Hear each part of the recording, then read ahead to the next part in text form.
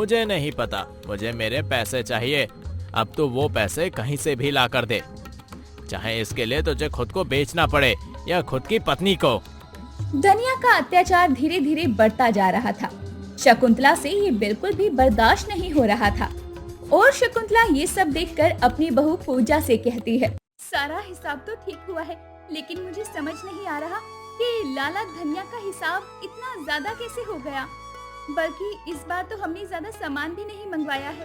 अरे मुझे क्या पता, उस धनिया ने जो हिसाब दिया वो लेकर मैं घर आ गया और उसे पैसे भी देकर आया हूँ। वैसे कुछ भी कहो लाला, धनिया है बेईमान। अरे सारा गांव उसे बेईमान कहता है, लेकिन ना जाने क्यों खुद को इतना चतुर समझ बैठा है। किसी दिन बुरा फंसेगा। मैं तो चाहती हूँ कि वो किसी ऐसे के हत्थे चढ़े कि जिंदगी भर लोगों को ठगना ही भूल जाए। अब जाने भी दो, ज्यादा पैसे लगाने के लिए अगर हम उसके पास भी जाएंगे तो वो कोई न कोई बहाना पता करके हमारी ही बदनामी कर देगा। अरे माँ जी, अपनी पड़ोसन रज्जो काकी है ना, वो कह रही थी कि उनके हिसाब में भी धनिया काका ने गड़बड़ी की है। अच्छा ऐसा क्या? आज ही मैं रज्जो से पूछ कर आऊंगी कि आखिर धनिया ने क्या कुछ हिसाब में लगा दिया है। अरे लोगों के सामान में से ज्यादा पैसे जोड़ जोड़ कर ही तो वो आज गांव का सबसे धनी बनिया बना बैठा है और लोगों को ब्याज पर पैसे देकर भी लूट रहा है। ये तो तुम सच कह रहे हो। ना जाने भगवान भी इन पापियों का साथ क्यों ही देते हैं। धनिया के गांव में एक दुकान थी और पूरे गांव के लोग धनिया से सामान लिया करते थे, लेकिन धनिया भी दिमाग का तेज था। वो लोगों के सामानों में ज्यादा पैसे जोड़कर हिसाब किताब बढ़ा लिया करता। एक रोज अशोक के घर उसका पुराना दोस्त आता है। अरे भाई क्या बताऊं तुझे, मेरे बेटे की एक्सीडेंट में मौत हो गई है, लेकिन मुझे अपने बेटे के गम से ज्यादा इस बात का दुख है कि लोगों के जाने का भी फायदा उठा रहे हैं। अब क्या हुआ? कहीं तेरे बेटे ने धनिया से पैसे तो नहीं ले रखे थे? तू तो जानता है मेरा बेटा कमाता नहीं था, लेकिन उसे जब भी पैसों की जरूरत लगी तो वो धनिया से पैसे ले लिया करता। लेकिन जैसे ही धनिया को मेरे बेटे की मौत की खबर मिली तो वो मेरे बेटे की लाश उठाने से पहले वहां आ पहुंचा और मुझे 75,000 का बिल बताकर चला गया। अरे बाप रे, ये तो सरासर गलत है। ऐसे चलता रहा तो धनिया गांव के लोगों को लूटता रहेगा। अशोक और रामलाल बात कर ही रहे होते हैं कि तभी वहाँ शकुंतला चाय लेकर आती है। अरे भाई साहब, इस लाला को तो कोई ऐसा ही सुधार सकता है जो इसी की तरह इसे हराए। यानी ये जिस तरह से अपने दिमाग से चाल चलकर लोगों को हराता आया है, इस तरह ही इसे भी कोई हरा दे। बात तो एकदम ठीक है भाभी आपकी, लेकिन मुझे कुछ समझ नहीं आ रहा है। अब तो मुझे लगता है कि मुझे अपनी जमीन बेचकर ही ये सब पैसे लौटाने होंगे। गांव के लोग धनिया से परेशान थे। एक रोज शकुंतला धनिया के यहाँ चीनी लेने पहुँचती है। अरे शकुंतला भाभी, बड़े दिनों बाद देखी हो, और बताओ क्या हाल चाल? और सब ठीक ठाक। आप मुझे जल्दी से चीनी दे दीजिए, मुझे और भी काम है। शकुंतला धनिया से 1 किलो चीनी लेती तो है, लेकिन उसे चीनी कम लगती है। अरे मुझे ऐसा क्यों लग रहा है कि ये चीनी कम है? जरा एक बार फिर से वजन करके देख लीजिए लाला जी। अरे मेरी ईमानदारी पर शक कर रही हो शकुंतला भाभी, ये तो गलत है। लाइए, आप कहती हैं तो फिर वजन कर देता हूँ। मैं किसी की ईमानदारी पर शक नहीं कर रही, बस मुझे चीनी कम लगी तो मैंने पूछ लिया। शकुंतला पूरे महीने में गिनती के 4 से 5 सामान ही धनिया की दुकान से लेकर आती थी और वो भी लिख लेती, लेकिन इस बार हिसाब में फिर से धनिया गड़बड़ी करता है। माँ जी देखिए, मैंने सारा सामान लिख रखा है, लेकिन फिर भी लाला जी ने ज्यादा हिसाब लगाया है। इस बार तो मैं उसे छोड़ूंगी नहीं, पूरे गांव वालों के सामने बदनाम करूंगी। अरे कैसे करोगी? वो तुमसे आगे चलता रहेगा, तुम उसे कुछ भी कह लो। देखा ना, तुम उसके दिमाग को हरा नहीं सकती। देखा ना, रामलला के बेटे के मरने पर कितना बड़ा बिल बना दिया है। शकुंतला अब गुस्से में लाला धनिया की दुकान पर पहुंचती है और अपनी तरफ से हिसाब दिखाकर कहती है, मेरी तरफ से इतना ही हिसाब बना है और आप हैं कि हर बार की तरह इस बार भी 5,000 ज्यादा जोड़कर बैठे हैं। अरे शकुंतला भाभी, आप मुझ पर शक कर रही हैं, ये तो गलत है। आपने अपनी साइड तो लिख लिया, लेकिन मेरी साइड का क्या? मुझे तो पता है ना कि मैंने आपको इतना सामान दिया है। मुझे अपना पूरा पैसा चाहिए। धनिया शकुंतला की एक बात नहीं सुनता और वो शकुंतला से उतने ही पैसे लेता है जितना कि उसने हिसाब बनाया था। अब शकुंतला धनिया की दुकान से सामान लेना छोड़ तो सकती नहीं थी, क्योंकि पूरे गांव में अकेले उसी की दुकान थी। एक रोज शकुंतला अपने पति अशोक के साथ बैठकर चाय पी रही होती है। तभी उसके कानों में बाहर से किसी के गिड़गिड़ाने की आवाज आती है। जब वो लोग बाहर निकलते हैं तो देखते हैं कि धनिया गांव के ही एक गरीब परिवार को खरी खोटी सुना रहा था। अरे तुम जैसे गरीब की औकात नहीं होती तो मेरी दुकान पे सामान लेने ही क्यों आते हो? अब 5,000 का हिसाब बना है तो कह रहे हो कि 1,000 का है। लाला जी, अपने बच्चों की कसम खाकर कह रहा हूँ, मैंने आपसे इतने का सामान तो बिल्कुल भी नहीं लिया है। अब तू अपने बच्चों की कसम खाकर मुझे झूठा ठहराने की कोशिश कर रहा है। बिल्कुल भी नहीं मालिक, मैं तो रोज काम कर खाने वाला इंसान हूँ। अगर एक दिन ना कमाऊँ तो मेरे बीवी बच्चे भूखे रह जाते हैं। तो भला मैं आपके यहाँ से इतने सारे पैसों का सामान उधार लेकर कैसे जा सकता हूँ? मुझे नहीं पता, मुझे मेरे पैसे चाहिए। अब तो वो पैसे कहीं से भी ला कर दे, चाहे इसके लिए तुझे खुद को बेचना पड़े या खुद की पत्नी को। धनिया का अत्याचार धीरे धीरे बढ़ता जा रहा था। शकुंतला से ये बिल्कुल भी बर्दाश्त नहीं हो रहा था और शकुंतला ये सब देखकर अपनी बहू पूजा से कहती है, बहू तू मेरे लिए अगर कुछ कर सकती है तो मुझे कोई ऐसी तरकीब बता जिससे मैं इस धनिया को इसकी ही चाल से मात दे दूं। सच कहूँ माँ जी तो मुझे भी समझ नहीं आ रहा कि इस दुष्ट इंसान को कैसे सबक सिखाया जाए। बहू कुछ तो सोच, कुछ ऐसा जिससे ये खुद ही फंस जाए और उसके बाद ये कभी किसी को सताने की सोचे भी ना। अब शकुंतला की बहू पूजा शकुंतला के कान में कुछ कहती है और शकुंतला भी मुस्कुराती हुई अपनी बहू से कहती है, बहू सच में तूने तो कमाल कर दिया, मुझे ये तरकीब जरूर अपनानी चाहिए। अब एक रोज शकुंतला धनिया के घर पहुंचती है, वो भी रामलाल और गांव के सरपंच के साथ, जिसमें अशोक भी शामिल होता है। अरे रामलला भाई साहब, तो हो गए ना पूरे पैसे? मैं इन्हीं पैसों का इंतजार कर रहा था, लेकिन ये पैसे देने के लिए आपने इन लोगों को क्यों परेशान किया? दरअसल मैं आपको आपके पैसे तो देने आया हूँ, लेकिन एक जरूरी बात भी करनी है। आपने मुझसे ये कहा था कि मेरे बेटे ने आपसे 75,000 रुपए उधार लिए हैं, लेकिन उसने आपके पास तो 10 तोला सोना भी गिरवी रखा है और उसके साक्षी सरपंच साहब खुद हैं। तुझे याद नहीं? तूने रामलाल के बेटे को 75,000 दिए थे, तो तूने उससे उसकी पत्नी और माँ वाले सोने के जेवर गिरवी रखवाए थे। ये कैसी बातें कर रहे हैं आप सरपंच जी? ये तो सरासर झूठ है। लाला जी तो सच क्या है आप ही बता दीजिए। अब सरपंच जी ने जो कहा हमें मानना तो पड़ेगा ना, आखिर वो ठहरे सरपंच, क्योंकि हम आपकी भी बात मान रहे हैं कि रामलाल भाई साहब के बेटे ने आपसे 75,000 लिए हैं, तो भला सरपंच जी की बात कैसे न मानी। वो सब तो ठीक है, आपको जिसकी बात माननी है मान लीजिए, लेकिन मुझे रामलाल के बेटे ने कोई सोने के जेवर नहीं दिए हैं, वो भी 10 तोला। अरे उसने 1 तोला सोना तो देखा नहीं होगा। लेकिन मैंने तो देखा था, तुझे रामलाल के बेटे ने 10 तोला सोना दिया था, तो तुमने उसे पैसे दिए थे। धनिया जब सरपंच के मुंह से झूठ सुनता है तो उसके पैरों तले जमीन खिसक जाती है और वो समझ जाता है कि इस बार वो खुद की ही चाल में फंस रहा है और सरपंच तो सरासर झूठ बोल रहा है। तो अब धनिया रोने लगता है।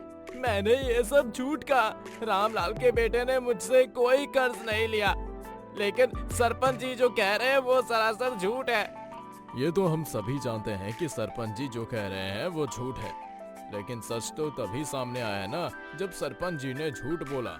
मुझे माफ कर दो, मैं पैसे के पीछे इतना अंधा हो गया था कि मुझे अच्छा बुरा सही गलत कुछ समझ में नहीं आ रहा था। अगर अब समझ आ गया है तो अभी के अभी रामलाल भाई साहब से माफी मांगो और जिसका जिसका कर्ज तूने झूठ बोल कर लिया है उन्हें भी उसके पैसे लौटा दो, वरना हम गांव वाले मिलकर तुझे इस गांव से निकाल सकते हैं। अभी तो बस यही 4-5 लोग आए हैं, पूरा गांव आ गया तो तुम्हें यहाँ से जाना होगा। नहीं नहीं, मैं ये गांव छोड़कर नहीं जाना चाहता, बस मैं अपनी ईमानदारी से कमाकर खाऊंगा, मुझे माफ कर दो। शकुंतला और उसकी बहू की चाल कामयाब होती है। दरअसल शकुंतला की बहू ने ही ये तरकीब बताई थी कि झूठ को झूठ से काटा जा सकता है और चतुर बनिया अपने ही जाल में फंस जाता है। अब आप खाकर बताइए कैसी बनी है। सुषमा को उसकी बहू के हाथों की खीर बहुत पसंद आती है और वो खीर खाकर अपनी बहू की खूब तारीफ भी करती है।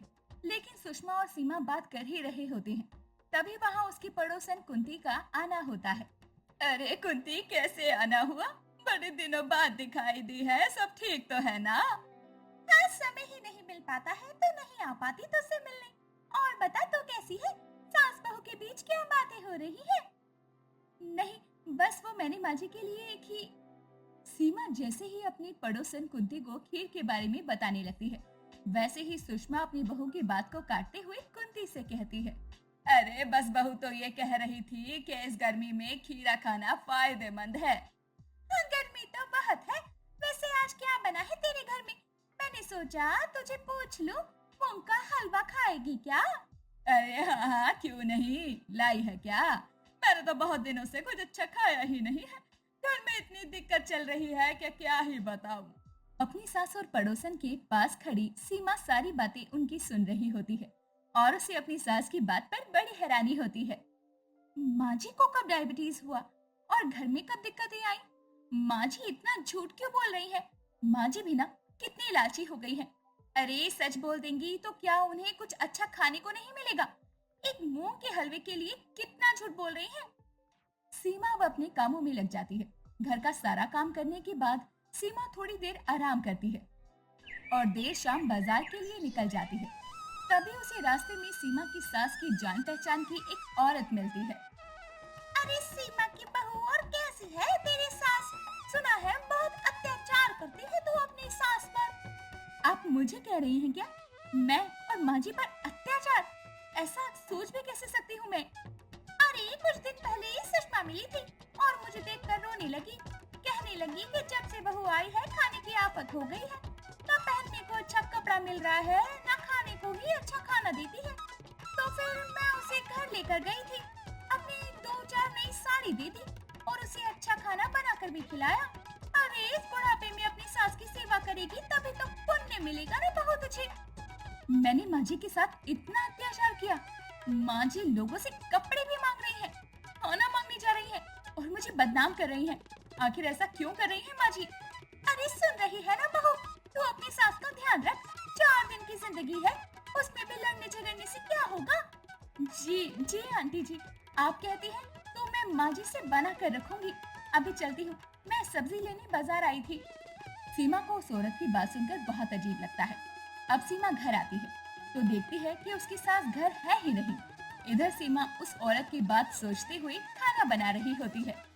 मुझे इतना तो पता है माँ जी लालची है, लेकिन लालच में माँ जी इतना गिर जाएंगी कि वो लोगों को ये जाकर कहेंगी कि उनकी बहू उन्हें खाना और कपड़े नहीं देती, ताकि उन्हें लोग खाना और पहनने के लिए अच्छे नए नए कपड़े दे। ये तो गलत है ना। सीमा ये सारी बातें अपने पति मोहन को बताती है। मोहन भी अपनी पत्नी सीमा की बात नहीं मानता, बल्कि वो उल्टा सीमा को सुनाने लगता है। तुम मेरी माँ के बारे में कुछ भी बोले जा रही हो और ये गलत है। मैं ऐसा बिल्कुल भी नहीं कर सकती और ना ही माँ लालची है। मैंने भला माँ को क्या कमी रखी है जो वो कहीं और कुछ मांगने जाएंगी। आपको झूठ लगता है तो ठीक है, मैं आपसे माँ जी के बारे में कुछ नहीं कहूँगी, चाहे मेरी कितनी भी बदनामी क्यों न हो जाए। एक रोज सीमा को मंदिर जाना होता है और वो मंदिर जाने के लिए अपनी अलमारी से नई साड़ी ढूंढने लगती है, जो सीमा को उसकी माँ ने दी थी। माँ ने जो साड़ी दी थी वो साड़ी मुझे मिल क्यों नहीं रही? यही तो रखी थी। लगता है उसे मैं कहीं रख कर भूल गई हूँ। अभी तो कोई सी भी साड़ी पहन लेती हूँ। अब सीमा पुरानी साड़ी पहनकर मंदिर चली जाती है, लेकिन इस बात को भी बीते कई दिन हो जाते हैं और एक रोज सीमा के घर उसकी ननद का आना होता है और सीमा की ननद ने जो लाल साड़ी पहनी थी वो सीमा की वही साड़ी थी जो सीमा कुछ दिन पहले ढूंढ रही थी। अरे भाभी कैसी है? मैं तो ठीक हूँ, लेकिन ये साड़ी बड़ी प्यारी लग रही है। आप ये कहाँ से लेकर आई? सुषमा जब अपनी बेटी नेहा को देखती है कि उसने वही साड़ी पहनी है जो कुछ दिन पहले उसने चुरा कर अपनी बेटी को दी थी, तो वो नेहा का हाथ पकड़कर उसे बरामदे में लेकर आती है। बहू तू जाकर चाय बना ले, तब तक मैं अपनी बेटी नेहा से बात कर लूं। कितने दिनों बाद में आई है मेरी बेटी। सीमा को ये बहुत अजीब लगता है कि उसकी सास उसकी बात काट देती है और सीमा भी अपनी सास की बातें सुनकर किचन में चली जाती है। अरे तुझे नहीं पता, ये साड़ी तेरे भाभी की है और मैंने इसे चुरा कर तुझे दिया है। अगर उसे पता चला कि ये साड़ी मैंने तुझे दी है तो वो मुझ पर बरस पड़ेगी, इसलिए चुप रह और कहना ये साड़ी तुझे तेरी सास ने दी है। लेकिन माँ ये तो गलत है ना, अपनी भाभी की साड़ी क्यों चुराई? अरे उसकी माँ उसे हर वक्त नए नए कपड़े देती रहती है, तो तू चिंता क्यों करती है? लेकिन माँ मुझे बिल्कुल सही नहीं लग रहा, आप जो ये कर रही है ना, ये गलत है, सही नहीं कर रही। सीमा उस औरत की बात से परेशान थी। उसके बाद उसकी साड़ी गुम होने के बाद उसकी ननद के पास उसे वो साड़ी मिलती है। उससे सीमा और भी ज्यादा परेशान हो जाती है और सीमा को अब पूरा यकीन होता है कि उसकी सास लालच में उसके ही घर को बदनाम कर रही है और अपने ही घर में चोरी भी कर रही है। एक रोज एक सेठ का सीमा के घर आना होता है। उस वक्त घर पर सभी मौजूद होते हैं। अरे मोहन बेटा कैसा है? और सुषमा बहन कहीं नजर नहीं आ रही, कहीं गई है क्या? बैठिए सेठ जी, माँ आती ही होंगी। और बताइए सेठ जी, कैसे आना हुआ? सब ठीक तो है ना? मैं तो अपने 20,000 लेने आया हूँ, जो कुछ दिनों पहले सुषमा जी ने मुझसे लिए थे। दरअसल सुषमा जी बता रही थी कि उन्हें कैंसर हो गया है और कैंसर के इलाज के लिए उन्हें 20,000 की जरूरत है, तो मैंने भी दे दिए। लेकिन इस बात को 6 महीने बीत गए हैं और अब तक उन्होंने मेरे पैसे नहीं दिए। बस उसी सिलसिले में आना हुआ मेरा। सेठ जी, आप ये कैसी बातें कर रहे हैं? माँ को भला कैंसर कैसे हो सकता है? उन्हें तो बुखार तक नहीं होता। आपसे उन्होंने 20,000 ले लिए और घर में किसी को पता भी नहीं है। रुकिए, माँ आ ही गई। अरे सेठ जी, मैंने कहा था ना कि मैं आपकी बेटी की शादी में जल्दी ही आऊंगी, तो आप तो घर तक ही आ गए। बस करो माँ, नाटक करने की जरूरत नहीं है। मुझे सेठ जी ने सब बता दिया है। आपने सेठ जी से इतना पैसा लिया है, वो भी कैंसर के नाम पर। क्या मैं आपकी जरूरत को पूरा नहीं करता हूँ? क्या सीमा आपको खाना पीना नहीं देती है, कपड़े नहीं देती? आपने तो हर जगह हम दोनों की बदनामी कर रखी है, सिर्फ लालच की वजह से। माँ, भाई बिल्कुल ठीक कह रहे हैं। आपने ये सब गलत किया है और मैंने आपसे 20,000 जो मांगे थे वो आपने इस तरह से सेठ जी से उठाए थे। मुझे नहीं चाहिए वो पैसे, मैं आपको कैसे भी जल्दी ही लौटा दूंगी। ये सब माँ जी ने लालच की वजह से किया है और वो लालच में इतनी अंधी हो गई कि उन्होंने अपने परिवार वालों को कुछ नहीं समझा और हर किसी के सामने उनकी बेइज्जती करती रही। मुझे माफ कर दो बच्चों, मैंने जाने अनजाने में जो किया गलत किया। मुझे इस गलती का एहसास है, बल्कि मैंने तो ये सब अपनी बेटी के लिए किया और उसने भी मेरा मान नहीं रखा। माँ, क्या भाभी की साड़ी चुरा कर मुझे देना अच्छा है? खाना खाने के लिए लोगों से ये कहना कि आपकी बहू आपको खाना नहीं देती, मुझे उधार पैसे देने के लिए सेठ जी को ये कहना कि आपको कैंसर है, आपका बेटा आपका इलाज नहीं करवाना चाहता, क्या ये सब सही था? अरे मुझसे गलती हो गई और मुझे मेरी गलती का एहसास है। मैंने जो किया गलत किया, ये सब लालच में आकर किया है मैंने। सुषमा को देर से ही सही लेकिन अकल आ जाती है कि उसने जो किया गलत किया और उसे ऐसा नहीं करना चाहिए था। ऐसी ही और भी कहानियाँ देखने के लिए हमारे चैनल गुब्बो टून्स को सब्सक्राइब करना बिल्कुल ना भूलें।